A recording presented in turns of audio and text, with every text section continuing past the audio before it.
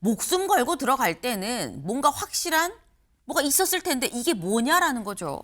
크루드족 입장에서 보면 사실은 역사적으로도 그렇고 2차 대전 이후에도 그렇고 최근에 이란 이라크 전쟁에서 이란 편을 들어줬는데도 사실은 자신들이 얻는 걸 얻지 못했어요. 그쵸. 그러니까 크루드족이 지금 전체적으로 한 4천만 명이 된다고 네. 하는데 여기저기 흩어 살거든요. 이런 기회에 그동안 계속 얘기해왔던 우리가 뭐 국제뉴스에서 보면 크루드족 반군, 크루드족 분리주의 세력 이렇게 표현을 하는데 네. 이런 흐름에 들어감으로써 자신들의 위치를 좀 각인시키고 궁극적으로는 독립국가를 꿈꾸는 거 아니겠습니까? 우리 모여 이제, 살게. 네네. 트럼프 대통령 어제 나왔던 얘기가 쿠르드족 얘기가 또 나왔었습니다.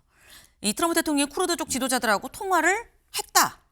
그런데 쿠르드족이 마침 또 공격하러 움직였네. 시킨 거 아니야 라고 했었는데 아니 백악관에서 하는 얘기가 아니 우리 시킨 적 없거든 이라고 얘기를 해. 통화한 건 맞아. 시키진 않았어 라고 얘기를 했습니다. 그런데 새벽 사이 로이터와의 인터뷰에서 트럼프 대통령 뭐라고 얘기를 했느냐. 시키진 않았는데 관련해서 만약에 쿠르드족에서 공격을 한다고 하면 이건 훌륭한 일이다. 나는 개인적으로 전적으로 찬성한다 라고 얘기를 했습니다. 그래서 오늘 중앙일보 1면의 제목이 어떻게 나왔느냐 같이 볼까요? 중앙일보 1면 지상전의 수렁을 쿠르드족을 떠밀었다. 트럼프 대통령이 지상전 수렁 쿠르드족 떠민 트럼프다라는 거예요. 근데 강준영 교수님 이게 결국 지상전이 시작이 됐다라는 생각이 듭니다. 근데 문제는 대리 지상전이에요. 뭐 차도살인이다 뭐 이런 얘기도 있는데 이게 문제는 지상전이 장기로 가는 수순이라고 보통 생각을 합니다만 또 그게 대리전이면 이건 장기전으로 봐야 돼 말아야 돼 싶은 거거든요. 그런 장기전까지 계산하고 있는 것 같지는 않아요. 네. 만약에 이 지상전을 전개한다면 미군이 투입되는 지상전이 벌어진다면 네. 이제 우리가 소위 얘기하는 장기전의 어떤 흐름이 충분히 있을 수 있는데 지금은 크루드족을 이용한 대리전의 형태를 띠는 거거든요. 그렇게 본다면 사실은 미국이 지상군을 준비하고 그러려면 뭐 군대만 가는 게 아니고 온갖 보급 체계와 그쵸. 이것까지 가야 되고 의회에 또 승인을 받아야 되고 그래서 쉬운 일이 아닙니다. 그런데 원래부터 이란이나 뭐 이제 튀르키예 이런 쪽에 이 반정서를 가지고 있는 크루드족을 최대한 이용을 한다면 활용을 한다면 어쩌면 그런 큰 흐름 속에서 이란 정부의 압박이 가능해질 수 있겠다라는 생각을 하는 것 같아요. 그렇기 때문에 우리가 시키지 않았어도 그렇게 한다고 그러니까 그렇게 해라라고 얘기를 했다고 그러는데 사실 크루드족 얘기는 또 다르죠. 미국이 지원을 약속했다.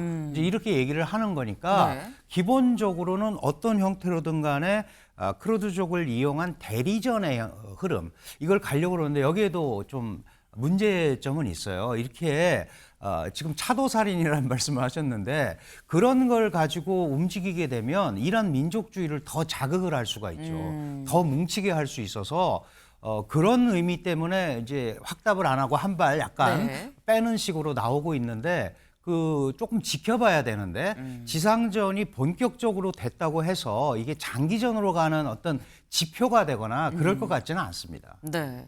이게 지금 미군이 직접 투입이 된 게 아니라 대리전의 형식이기 때문에 좀 다르지 않느냐라고 그렇게 봐야 된다라고 말씀을 하셨는데 근데 사실 이게 뭐 안 시켰어라고 해도 그 말을 딱히 믿기가 쉽진 않은 게 목숨 걸고 하는 전쟁인데 이걸 시키지도 않았는데 내 목숨 걸고 전쟁터에 나간다는 것 자체가 사실 선뜻 이해가 되긴 어렵죠. 근데 그렇기 때문에 뭐 쿠르드 쪽에서 하는 얘기는 뭐 미국이 뭐 지원을 해주기로라고 이 얘기를 하고 있습니다만 강 교수님 이게 단순히 지원의 문제인 거냐 목숨 걸고 들어갈 때는 뭔가 확실한 뭐가 있었을 텐데 이게 뭐냐라는 거죠. 크루드족 입장에서 보면 사실은 역사적으로도 그렇고 2차 대전 이후에도 그렇고 최근에 이란 이라크 전쟁에서 이란 편을 들어줬는데도 사실은 자신들이 얻는 걸 얻지 못했어요. 그쵸. 그러니까 크루드족이 지금 전체적으로 한 4천만 명이 된다고 하는데 여기저기 흩어 살거든요.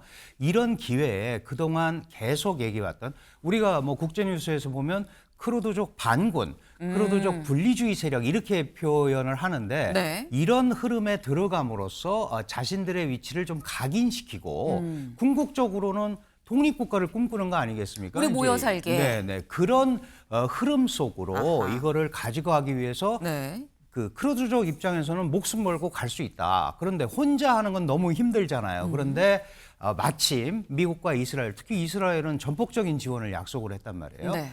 미국과 이스라엘이 지원을 해준다면 이 기회를 통해서 크루드족 문제의 국제화 또는 소위 독립국가로 가는 어떤 흐름을 만들 수 있다라는 생각을 하고 있는 것 같습니다.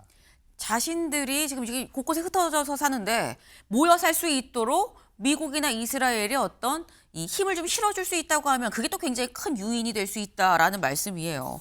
근데 사실 쿠르드족이 어떤 사람들인데 대신 싸워서 이렇게 좀 나가서 나라를 만들려고 노력까지 하는 거야라는 생각 드실 수 있는데 동아일보 기사 같이 볼까요?